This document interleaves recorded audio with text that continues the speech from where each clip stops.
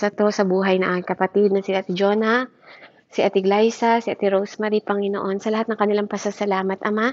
Patuloy niyo nga po, o Diyos, patuloy na maging masigasig ang bawat isa sa amin. Patuloy mong i-empower ang bawat isa sa amin. Patuloy mo, Panginoon, parangalan ang iyong anak sa pamamagitan ng aming mga buhay, na ikaw ang laging mag-glorify. Ikaw ang lagi, Panginoon, Lord, na maitaas namin sa aming mga buhay. At Panginoon, dinadalangin ko po si Ate Glyza, patuloy mo siyang palakasin, yung maging resulta ng kaniyang check-up, Panginoon. Ama, nagpapasalamat po kami dahil pinagaling mo na siya. Nagpapasalamat kami na palalakasin mo siya, ire-restore mo siya, Panginoon, Lord, at nagpapasalamat ako, Panginoon, na patuloy pa namin siyang makakasama siya ng buong pamilya niya, Panginoon. Patuloy pa siyang maghahayag dahil hindi pa tapos, Panginoon, ang plano mo sa kanyang buhay. Ganon din kay Ate Rose at kay Ate Jonah, Panginoon, at sa iyong lingkod at sa aming buong pamilya. Salamat po, Ama, sa lahat ng mapagpapala mo at pangako mo na hindi mo kami iiwan at hindi mo kami pababayaan. Kaya sa mga oras na to, patuloy kong pinagkakatiwala sa iyong gawaing ito, Panginoon. At patuloy po, Panginoon, ang presensya mong maranasan, patuloy na kapangyarihan mo, at patuloy na pagpapalang magmumula sa iyo, Panginoon, ang tanggapin ng bawat isa. Sa pangalan ni Jesus, ito po ang aming samot dalangin sa ngalan ng Ama, Anak, at Espiritu Santo. Amen and amen. Amen. So, tumalon po tayo sa atin pong pag-aaralan na po sa mga oras na to. So, ang atin pong pag-aaralan ay tungkol po sa ating life application and missional guidance natin. Na po, tungkol ito sa kung paano po yung believe the reward of faith. Na po, hallelujah. So, glory to God. So, dito po, makikita natin kung paano tayo pine-prepare ng Panginoon for mission. Sabi nga, hindi lang tayo basta tumanggap, hindi lang tayo basta nanampalataya, meron tayong purpose at meron tayong mission. At kailangan yon laging may vision tayo. Amen? So, isipin na lang daw natin na tayo isang puno at unti-unti tayong natutuyo sa simula. Hindi natin talaga napapansin yung pagkakaiba nito bilang malulusog na puno. Po? At parang okay tayo minsan, 'di ba? Tuloy pa rin ang buhay. Pero habang tumatagal, napapansin natin na yung mga dahon natin nagsisimula ng malanta, parang yung fall, no? Tapos po, yung mga sanga natin, 'di ba, nagiging marupok na, no? Bakit kaya? No, dapat tinatanong natin 'yon kung iniisip nyo, imagine niyo na tayo isang puno. Kasi sabi nga, wala nang ugat na humihigop ng tubig mula sa ilalim ng lupa. No, parang yung mga El Nino, yung mga tubig sa El Nino part na wala na siyang inaabsorb. Ganito tayo, no? Kapag nawawalan tayo ng pananampalataya sa ating Panginoon, nagiging mabagal yung ating spiritual growth, 'di ba? Parang natutuyo tayo, parang walang laman yung isip natin, yung utak natin. Nawawalan din tayo ng lakas at nawawalan din tayo ng pag-asa. Sabi sa Hebreo 11:6, no po, hindi maaring kalugdan ng Diyos ang walang pananampalataya sa Kanya. Sapagkat ang sino mang lumalapit sa Diyos ay dapat sumasampalataya na may Diyos. At siya ang nagbibigay ng gantimpala sa mga humahanap sa Kanya. No po, walang iba. No po, kung sinasabi natin that the Lord is the life, the way, and the truth, wala ring ibang daan, no po, para tayo ay dumaan sa shortcut, alam niyo yon, sa mga paraan na hindi sa Panginoon pa rin. Kasi kailangan ng Lord na manampalataya tayo. Kailangan ng Lord na maniwala tayo kasi it pleases Him. No po? Kasi maraming believers na kilala nila ang Panginoon pero hindi nila alam yung mga bagay na nakahanda para sa atin na kayang ibigay ng Diyos. No po? Kung napapansin ninyo sa mga binasa ko kanina na yung pag-asa, yung lakas, 'di ba? Yung mga bagay na yung spiritual growth, 'di ba? Yung pagiging slow mo, pagiging stagnant mo, 'di ba po? Pagkawala mo ng mga pag-asa at lakas sa mga ginagawa mo or in the future or sa pamilya mo, name it. Na lahat ng bagay na 'yon, ang Diyos ang nagsusustain. At kailangan ng pananampalataya natin para masustain yun ng Panginoon because it pleases Him.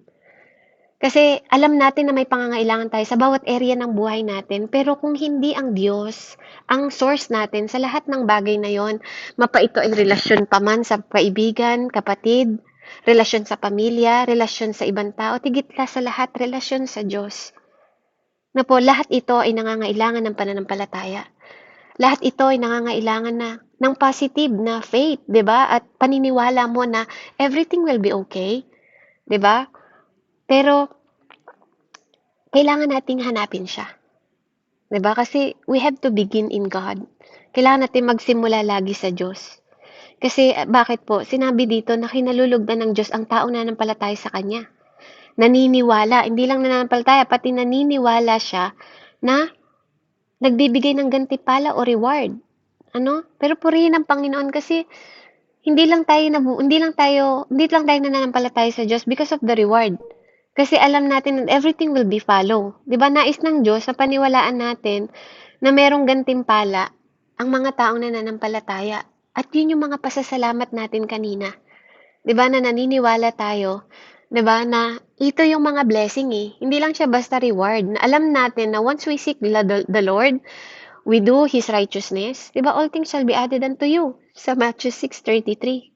Kaya tayo nakakaranas, 'di ba po, ng mga ganitong klaseng pagpapala. Pero ngayon, no po, didiinan natin yung mensahe sa acronym na nilagay dito na ARM, no po, Believe the Reward of Faith.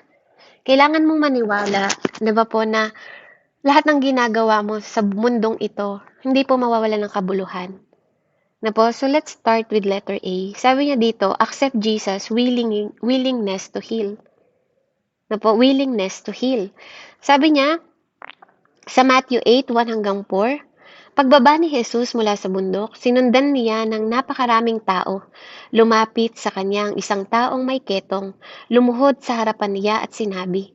Hinawakan niya si Jesus at sinabi, oo. At hinawakan siya ni Jesus at sinabi. Lumuhod siya sa harapan niya at sinabi. Hinawakan siya ni Jesus at sinabi, oo, nais ko.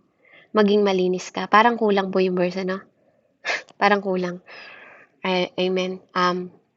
Gumaling at luminis ang alagad ng ketong. Pagkatapos sinabi sa kanya ni Jesus, huwag mong sasabihin ito kanino man. Sa halip, pumunta ka at magpasuri sa pari. Pagkatapos, mag-alay ka sa ng handog at inutos ni Moises bilang patunay sa mga tao na ikaw nga'y magaling at malinis na. So, ito pong kwento na to, no, kung hindi pong wala po idea, ito yung isang tao na may ketong at lumapit siya sa Panginoon. Sinabi niya doon, kung nais mong gumaling ako, Panginoon, parang magagawa mo. Kaya dito sumagot si Jesus na nais niya. Na po, bawat isa sa atin, lagi nga po natin sinasabi, no, at nabasa natin pangako ng Panginoon, na sa mga latay ng Panginoon tayo pinagaling na. And even nung nabubuhay pa si Jesus, ano po, ang sakit na ketong, hindi po yan basta kumakalat sa katawan. Na po, nagsisimula yan sa maliit na sugat, nagsisimula yan, bago yan kumalat sa buong katawan mo, no? Bago ka magkaroon ng malalang sugat, amen, nagkakaroon tayo ng maliit na sugat para bago kumalat sa katawan, no? Katulad ng kasalanan. Kapag nagkakaroon tayo ng kasalanan, sa pamagitan ng maliliit na kasalanan, no po, bago maging napakalaking kasalanan yan, nagsisimula yun sa maliit. Lahat ng bagay nagsisimula sa maliit, no po, at kumakalat yun sa buong katawan. No po, pero ang ginawa ni Jesus, 'di ba, doon sa taong may sakit, hinawakan niya ito. No po, yung mga ketongin noon walang gusto lumapit sa kanila kasi kumbaga sa AIDS nakakahawa 'to, 'di ba? Nabubuhay sila mag-isa, namumuhay sila mag-isa, walang gusto lumapit sa kanila. Na kung natatandaan nyo, yung mga kwento sa Lumantipan, 'di ba? Yung mga kahit hari ka, naka-separate ka, no? Hindi ka pinapasam. Nakita niyo yung hari na nag-alay siya, 'di ba, sa altar ng Lord na hindi naman dapat siyang mag-aalay, hindi naman gano'n ang batas ng Panginoon noon, kaya binigyan siya ng leprosy, 'di ba? Binigyan din siya ng ketong at even siya hari, hindi pwedeng makisalamuha siya sa mga tao hanggang sa mamatay siya, hanggang 'yun ang kinamatay niya kasi walang gamot ang ketong noon. No, kaya itong ketongin na 'to, ang pag-asa niya si Jesus. 'Di ba nagkaroon siya ng faith kay Jesus to come to him if you want, 'di ba parang gano'n. Sinasabi niya, if it is your will, Father God, parang sinasabi niya gano'n, pagalingin mo ako. 'Di ba? Bigyan mo ako ng kagalingan. At never po talaga, no? Kahit ano sa atin, kahit sino sa atin, no po, ang Diyos, pag nanampalataya tayo sa Kanya, hindi niya tayo pwedeng tanggihan. Lalo na sa atin na bilang mga anak niya. Yun nga eh, nawala, di ba? Yun nga na hindi pa siya actually believers. Pero masasabi mo ba na hindi siya believers dahil lumapit siya sa Diyos? 'Di ba? Ibig sabihin, nakarinig siya at nakasaksi siya ng mga bagay na ginawa ni Jesus kaya siya nanampalataya kay Jesus. Amen? Pero alam niyo po, ang kaibahan nito sa atin, hindi lahat ng nakarinig kay Jesus, hindi lahat ng mga tao, 'di ba, na nakakarinig ng mga testimony ng ibang tao sa panahon natin ngayon naniniwala, 'di ba? Kasi tayo hanggang ngayon to see is to believe. Oh, they still there. I need to pick their up. Yeah. Sorry po. Ayan. And yun po, yun yung sinasabi na hindi dahil kilala mo si Jesus Christ, lahat ng tao nananampalataya. No po? At napakahalaga nun. No, na kinikilala natin siya, 'di ba? Alam natin yung mga kayang gawin ng Panginoon sa buhay natin. No, at yun yung nagbigay ng pag-asa sa ketongin na to. Ipinaramdam sa kanya ng Panginoon, no po, na mahal siya ng Diyos. At hindi kailangan, 'di ba? Hindi kailangan ng Panginoon ng approval ng ibang tao, enable for you na tulungan ka. 'Di ba? Minsan kasi even tayo dinidisqualify natin sarili natin na Lord, I'm not deserving, 'di ba? Na mahil ako. Kahit ikaw mismo eh, kasi nagkakaroon ka ng doubt, nagkakaroon ka ng discrimination sa sarili mo. 'Di ba? Hindi sa ganung paraan mo mapiplease si Lord. Humility is not, ang humility kasi is not when you feel self-pity, hindi ganun eh. Lord, makasalanan ko. That's not humility. Ano po, ang humility, yung alam mong kailangan mo ng Panginoon. 'Di ba? Alam mo na hindi mo deserving lahat pero hindi 'yun pinagdadamot ng Diyos. Kasi alam mo at naunawaan mo yung grace, 'di ba?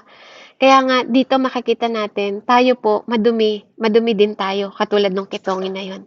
Dahil sa ating mga kasalanan, na po, pero inabot tayo ng Panginoong Hesus. Ipinaramdam niya sa atin na mahal niya tayo. Na po, namatay siya upang akuin yung lahat ng kasalanan na dapat tayo yung nagbabayad nun sa krus ng Kalbaryo. Gaya nung may ketongin po na marumi siya, 'di ba? Pero inabot siya, 'di ba, ng pagmamahal ng Panginoon, hindi siya pinandirian ng Diyos. Hinawakan pa nga siya ng Diyos eh. 'Di ba po? Kaya ibig sabihin po, willing ang Panginoon. Thank you, dear. Bye-bye. Love you too. Willing po ang Panginoon na pagalingin tayong lahat, hindi lang sa ketong natin, no, hindi lang sa mga karumihan natin, hindi lang sa mga sakit natin. Willing din ang Diyos na tulungan tayo na i-build ulit yung pamilya natin, 'di ba? Bigyan tayo ng pag-asa in future sa mga anak natin, i-build yung relasyon natin sa asawa natin, sa mga anak natin, sa mga unbelievers or believers, 'di ba? God is willing, 'di ba po? Kaya nga inaano dito, ano bang ibig sabihin?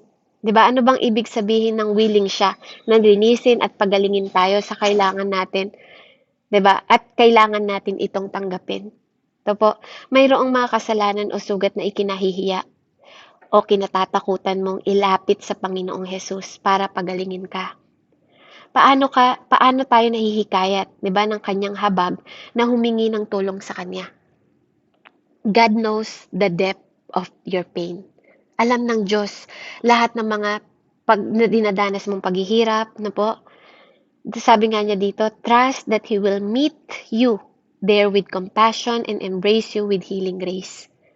Na po, ang Panginoon, na po, bago mo maranasan na magkasakit, bago mo maranasan na masaktan, bago mo maranasan na itraydurin, bago mo maranasan na lokohin, bago mo maranasan na nasaktan ng ibang tao, 'di ba? Bago mo maranasan yung mga masasamang salita ng mga tao, na po, may isang Diyos na nakaranas nun para hindi kanya yakapin, para hindi kanya unawain, para hindi kanya kalugdan, 'di ba? Para hindi niya marinig yung mga hinaing mo. No po, kasi may Diyos, 'di ba? May Diyos na nakaranas din ng lahat ng 'yon. He is 100% God, 100% human. No, na wala siyang shortcut na dinaanan. Kaya nga napakahalaga po ng pagtungtong natin sa pananampalataya. Napakahalaga na alam natin that God is our firm foundation. Napakahalaga na alam natin na kahit nadadapa tayo, kahit ilang beses ka pang magkaroon ng failure sa buhay mo, na po, God is willing to catch you kung paano niyang tinulungan si Pedro nung lumubog si Pedro, 'di ba? At nalinlang siya sa hangin, 'di ba? Natakot siya, nagkaroon siya ng doubt. Naiintindihan ng Lord na may takot ka rin. Naiintindihan ng Lord na may mga kahinaan ka rin. No, pero 'wag mong gamitin yung kahinaan para gumawa ka ng kasalanan. Gamitin mo yung kahinaan para maging perpekto yung kapangyarihan ng Diyos para baguhin ka. God never asks you to become perfect, but God want you to progress. Gusto ng Diyos na lumalago ka. Willing siya na tulungan ka, 'di ba? Willing siya na abutin yung kamay mo ulit kung merong mga bagay, ano man yung mga bagay na naging failure ka, even negosyo, even trabaho, even sa pamilya, relasyon sa pamilya, sa boyfriend, sa asawa, sa magulang, 'di ba? Sa ibang tao.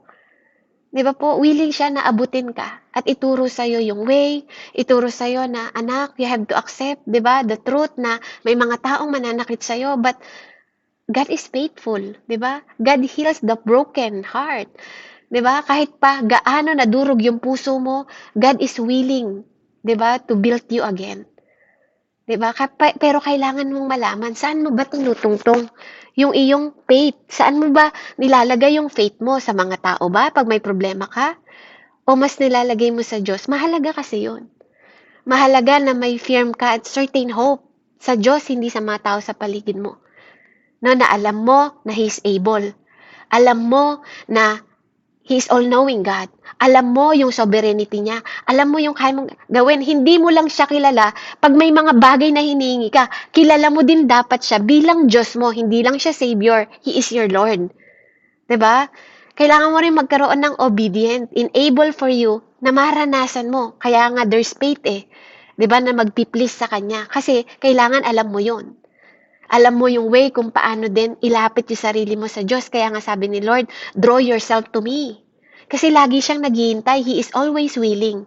Lagi siyang nakadipa. Inaantay niya yung kanyang anak sa pagbabalik ng anak niya. 'Di ba katulad ng prodigal son?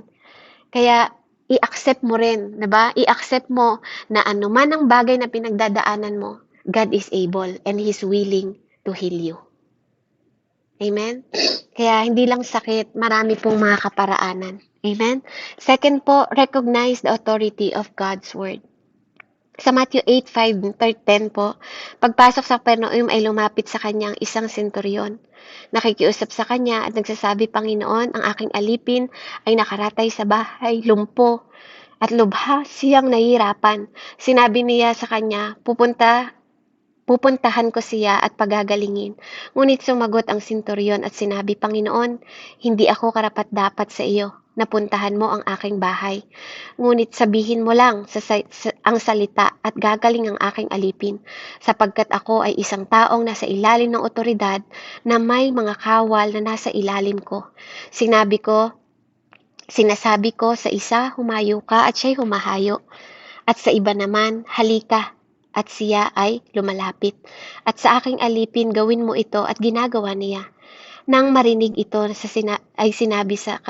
sinabi ko sa inyo, kahit sa Israel man ay hindi ako nakatagpo ng ganito kalaking pananampalataya. Sinabi ni Jesus sa senturyon, humayo ka na, mangyayari ang para sa iyo at ayon sa iyong pananampalataya at gumaling nga ang alipin ng oras ding iyon. Di ba po? Itong senturyon na to, hindi siya Israelita na po na pinangakuan ng Panginoon. Pero dahil na po sapat ang salita ng Panginoong Jesus para gumaling ang kanyang alipin.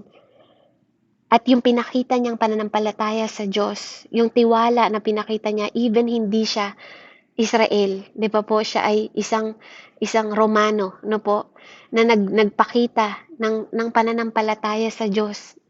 Faith is enough. 'Di ba?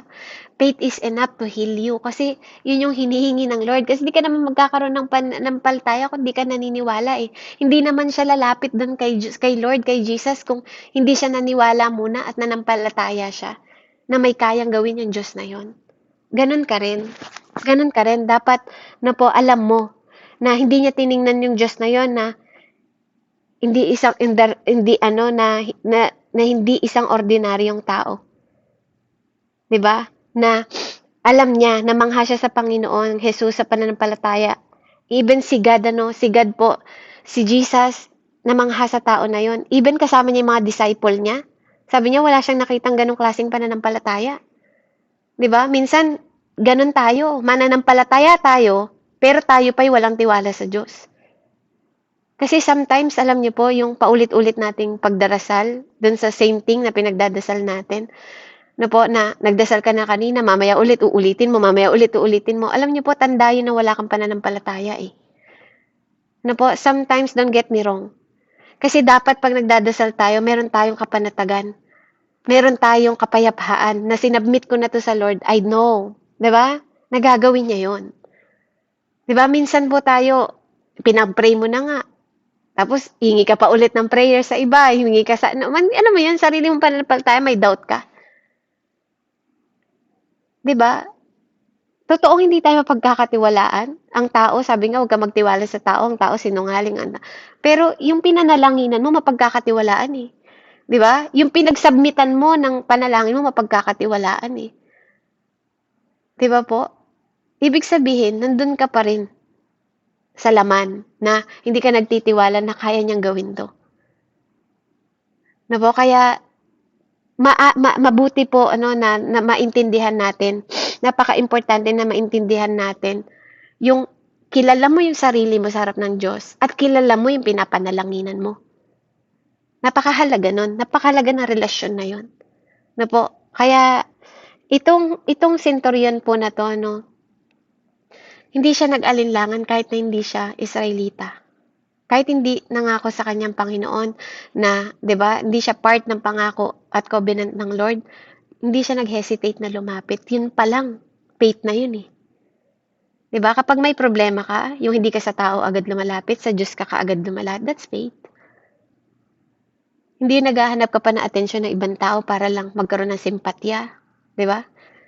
Gusto mo kampihan ka ng tao, 'di ba? Alam niyo po, kampihan man tayo ng maraming tao sa mundong ito, pag ang Diyos ang kaaway mo, po, hindi ka magkakaroon ng panalo. Kahit anong battle ng buhay mo, pag hindi ka kinampihan ng Diyos, wala kang katagumpayan. Kaya napakalungkot ng buhay ng taong malayo sa Diyos. Po, pinaglalaban mo, oo, minsan makukuha mo, pero bandang huli, talunan ka pa rin. Kaya nga sabi ng Lord, if you don't remain in me, I don't remain in you. 'Di ba? Hindi siya mananatili sa'yo. 'Di ba? Ikaw nga, hindi mo kaya magtiwala sa Panginoon eh. 'Di ba? Pero alam niyo po, God cannot deny Himself. Once na lumapit ka, hindi niya na tinitingnan yung mga ginawa mo noon. Ang tinitingnan niya kung paano ka lumapit sa Kanya. Kung paano mong inapila lahat ng mga prayers mo na may pananampalataya. Kaya, alam niyo po, sa pananampalataya, kinalulugdan ng Diyos. At maraming mga imposibleng bagay ang gagawin po ng Diyos sa ating buhay. Kaya kung hindi ka nagtitiwala sa salita ng Panginoon at hindi mo kinakilala ang authority na dapat masunod sa iyong buhay, hindi mo mararanasan kahit kailan ang gantimpala ng Diyos. Kasi kung ikaw nga mismo nagda-doubt ka eh, 'di ba, sa kayang gawin ng Panginoon? 'Di ba? Paano mo mararanasan yung himala ng Diyos kung ikaw mismo hindi mo pa nga kinokontra mo na agad, 'di ba? Hindi mo pa nga nararanasan, kinokontra. 'Di ba? Sumunod ka muna bago ka sumuway. Maging obedient ka muna bago ka maging rebellion. Ang hirap po kasi sa ating mga tao, hindi totoo na, hindi lahat ng tao inire-recognize ang authority ng salita ng Diyos. Mas ino-honor pa natin salita ni mayor, salita ng presidente, salita ng kapitan, kaysa sa sinasabi ng salita ng Diyos. Pero alam niyo po ba, ang sabi ng Panginoon, lahat ng bagay sa mundong ito mawawala, ngunit ang aking salita ay mananatili. 'Di ba? Yung presidente, mapapalitan yan. Yung bawat mga barangay, matatanggal yan sa trabaho. Even trabaho mo, pwedeng tanggalin yan. Kalusugan mo, buhay mo, pwedeng tanggalin ng Panginoon. Siya ang nagbibigay, siya rin ang bumabawi. Kaya kung hindi mo marunong kilalanin ng Panginoon, kung pera mo ang pinapanginoon mo, kaya niyang bawiin yan anytime. Yung mansion mo, malaking bahay, lahat ng bagay na nakikita ng mata mo, sa isang saglit kayang bawiin ng Panginoon. Know who you worship. Know who you praise. Kasi pag hindi mo nakita ang authority ng word ng Diyos sa buhay mo, hindi mo mare-recognize. Baka lumagpas sa'yo Mesaya, parang katulad ng mga Pariseo, no? Basa nga sila ng basa ng Bible, pero hindi naman nila inonor. Kaya nung dumating si God, hindi, nalagpasan din nila. Hindi rin nila nakilala. Di ba? Hindi lahat ng nagsasalita ng scripture ay anak ng Diyos. Unless nire-recognize mo yung authority ng word na yon. Nire-respeto mo yung word na yon, pinaniniwalaan mo yon. Kaya nga recognize eh. Kasi maraming tao basa ng scripture, pero hindi naman na-recognize yung authority ng word. Sabi ng Panginoon, my sheep hear my voice. Di ba? Hindi naman sinabi ng Lord na my sheep hear my scripture. Hindi ganun.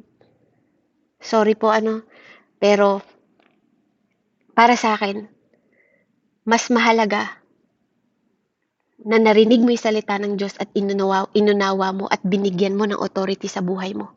Kesa narinig mo ang salita ng Diyos, pinalabas mo sa kabilang tenga mo, saka ka lumakad ulit sa sariling will mo. Amen? Kaya nga, napakahalaga ng wisdom, napakahalaga ng understanding, at napakahalaga po ng knowledge. No, pwedeng knowledgeable ka pero wala kang wisdom. 'Di ba?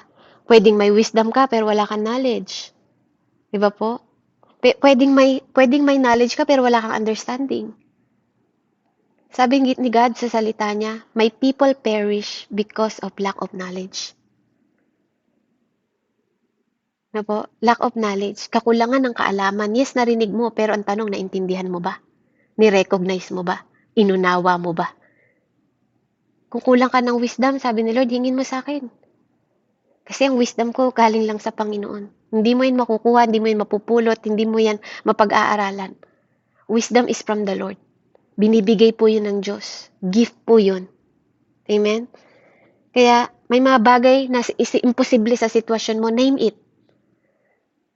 At idulog mo sa Panginoon. Even you don't know kung anong mangyayari. Basta maniwala ka, manampalataya ka that He is sovereign. Amen?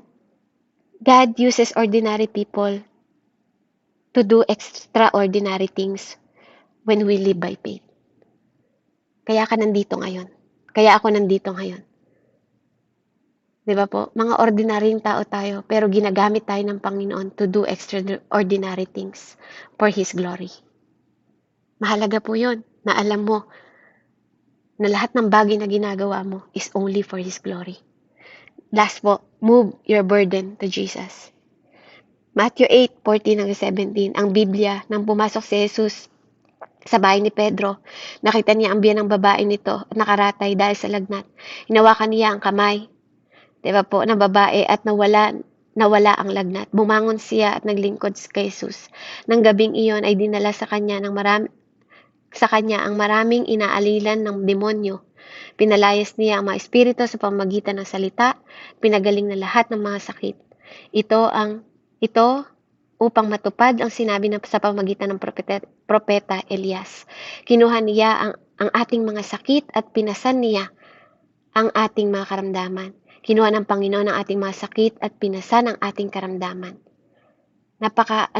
Kinuha niya. Nawala na sa'yo, kaya wag mo nang angkinin.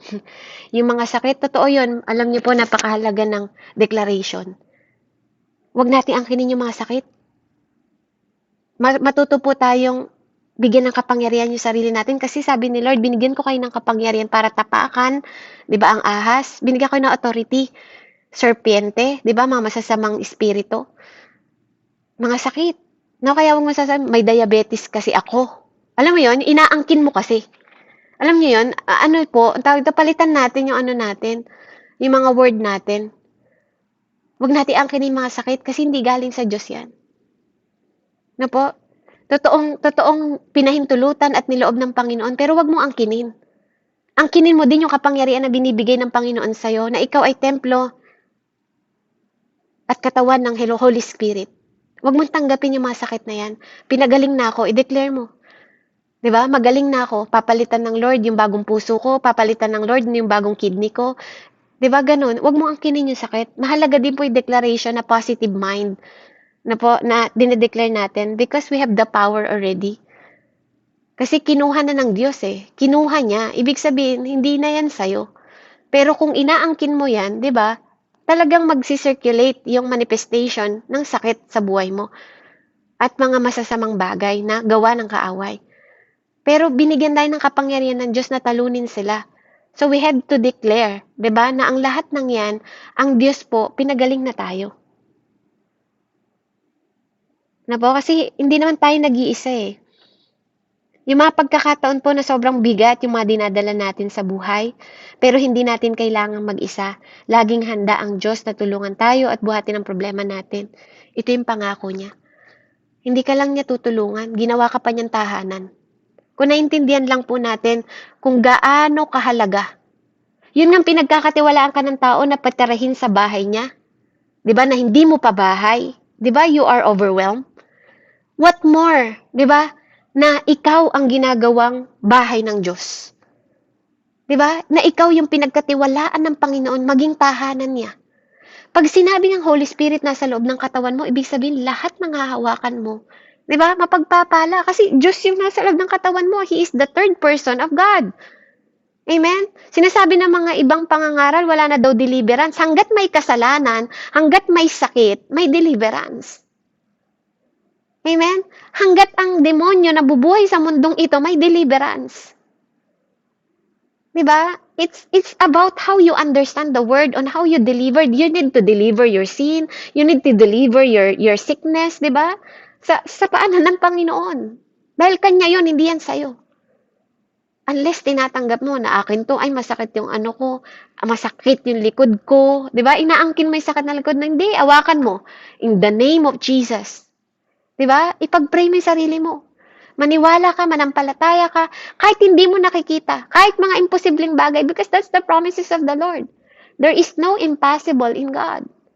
Lahat ng bagay nagiging posible sa Kanya. Whether kung paano niya gagawin yun, hindi mo problema yun. Problema ng Diyos yun. Let the power of God be manifest in your life. Hindi lang nagdudwell upon you. Hayaan mong mag-manifest yung kapangyarihan ng Diyos sa buhay mo. Diba? Kasi si God, hindi man siya lumalapit sa mga taong walang issue. Lahat ng tao nilapitan ng Diyos may issue sa buhay. Kaya nga lumapit siya dito sa biyanan ni Pedro kasi alam niya may sakit eh. Kung napapansin nyo, kaya siya nagmi-mission noon, tumatawid siya sa Karakatig Dagat para magpalayas ng mga espiritu kasi alam niyang may issue doon. Alam niyang kailangan siya ng mga tao. Ganon ka rin. Alam ng Diyos, bago ka palang pinanganak, alam niya na pinili ka niya. Alam niya na may purpose ka. Alam niya na may kailangan siyang baguhin sa'yo, ituwid sa'yo, ituro sa'yo, i-correct sa'yo, i-redirect sa'yo. Amen? Alam niya yun.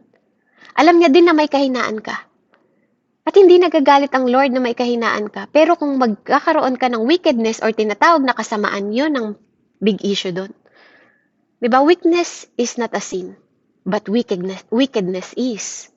'Di ba? Ang kasamaan, ang paggawa ng kasamaan. Na po, kaya sabi sa Psalm 55:22, ibigay mo sa Panginoon ang iyong alalahanin at aalagaan ka niya. Hindi niya pababayaan ang matuwid magpakailanman. 'Di ba? Hindi niya pababayaan ang mga righteous. Matthew 11:28-30, kayong lahat ay magpapagal at sa lahat ng bibigatan lubha. Pumarito kayo sa akin, bibigay ko sa inyo kapahingahan. 'Di ba? Pasanin ninyo ang aking pamatok at mag-aral kayo sa akin sapagkat ako ay maamo at mababang loob at masusumpungan ninyo ang kapahingahan ng inyong kaluluwa. Ito ay sapagkat madaling dalhin ang aking pamatok at magaan ang aking pasan. 'Di ba po? Kaya ngayon tanungin mo 'yung sarili mo, anong gusto mong gawin ng Diyos sa'yo? Amen? Ibigay mo sa Kanya lahat ng alalahanin mo, Lahat lahat ng mga problema mo, lahat ng meron ka, 'di ba? Sabihin mo sa kanya. Kahinaan mo, sabihin mo sa kanya. At inaantay ng Lord 'yon, 'di ba? Aalalayan ka niya, sasamahan ka niya, palalakasin ka niya. Hindi ka niya pababayaan, sisiguraduhin niya na alam niya at aayusin niya ang mga bagay para sa ikaluluwalhati niya. 'Di ba kasi, para saan ba yung mga pangako na to kundi sa iyo to, sa akin? 'Di ba po? Ayon sa talata, makikita niyo doon na para sa mga matuwid, sa nagtitiwala sa Kanya kahit pa mahirap ang pinagdadaanan, 'di ba? Na alam mo na kahit di mo naintindihan sa ngayon yung mga bagay na pinagdadaanan mo, nagpapatuloy kang manampalataya, nagpapatuloy kang magpatuloy, nagpapatuloy ka na i-honor si Lord sa lahat ng ginagawa mo. Even sa pag-inom ng tubig, even sa paggawa mo sa gawain ng Panginoon sa ministry, sa pamilya mo, no? Napakahalaga po noon. Kung bakit ka nagpapatuloy, dapat alam mo. Hindi ka nagpapatuloy dahil sa anak mo. Hindi ka nagpapatuloy dahil sa pamilya mo. Nagpapatuloy ka dahil alam mo na may purpose ang Panginoon sa'yo. Amen? Kasi God says, di ba, lumapit ka sa akin. Di ba, ilapit mo lahat ng concern mo. At willing siya na tulungan ka. Take your burden to the Lord and leave it there. If you trust and never doubt, He will surely bring out. Take your burden to the Lord and leave it there. Diba? Sabi dito, singing, I go along life road, praising the Lord, praising the Lord. Singing, I go along in the road, for Jesus has lifted my load. I think isa po itong kanta na wala po talagang ibang daan para i-move tayo ng Lord. Kung ano man ang sitwasyon at kalagayan mo ngayon, ang Diyos po ang gagawa ng way, hindi mo yung problema. Ano man yung paraan, no? Hindi mo man maisip yung paraan, sabi ni God, my thought is higher than your thought. My way is higher than your way. Hindi tayo magkapareho ng pag-iisip ng Diyos sa pag-iisip niya. Minsan kasi sinasagot natin yung sagot ng Diyos eh, 'di ba? Hayaan nating problemahin ng Panginoon. Sometimes may mga bagay sa buhay natin na kailangan natin respetuhin yung way ng Lord. Kasi whether it is good sa iyong paningin o bad sa iyong paningin, mabuti ang Diyos sa lahat ng pagkakataon. Hayaan mo si Lord ang mag-move sa'yo. Hayaan mo siya, ang gagawin mo lang, maging obedient ka at magkaroon ka ng takot sa Diyos kasi yun lang ang buong katungkulan ng tao. Lahat ng kapangyarihan, lahat ng mapagpapala, di ba hayaan mo ang Diyos ang magbusay nun kasi God, surely, sabi niya, di ba, all the days of your life, di ba, bibigay niya yung buhay, naganap, di ba, at kasiya-siya. Kaya huwag kang mapagod. There's always a covenant na naghintay sa'yo, blessing na naghintay sa'yo, manampalataya ka lang at magtiwala ka sa Panginoon. Matuto tayo na i-accept siya, na willing siyang pagalingin tayo, matuto tayo i-recognize yung authority ng word niya, hindi lang binabasa natin. Diba? I-acknowledge natin. Amen? I-recognize natin. At hayaan natin that God will move all your burden. Amen? Sa pamamagitan niya at para sa Kanya. Amen? Para sa kapurihan niya. Purihin ng Panginoon, to God be the glory. Let's pray. Heavenly Father, we thank you. Salamat po sa mensahe na ito na patuloy mo binubuksan ang aming mga puso at isip pa, Panginoon, upang maranasan namin ang kabutihan mo, yung sovereignty mo, Panginoon, your word, Panginoon, na hindi maglalaho kailanman. Salamat sa bawat pagtulong mo at pangunawang binibigay mo para sa aming lahat upang kami ay lalong maging masigasig, Panginoon, for your glory, Father God. Teach us how to acknowledge your word and recognize your word all the days of our life, Father God. Na maranasan namin, Panginoon, yung lahat, Panginoon, ng promises mo sa buhay namin at pagpapala.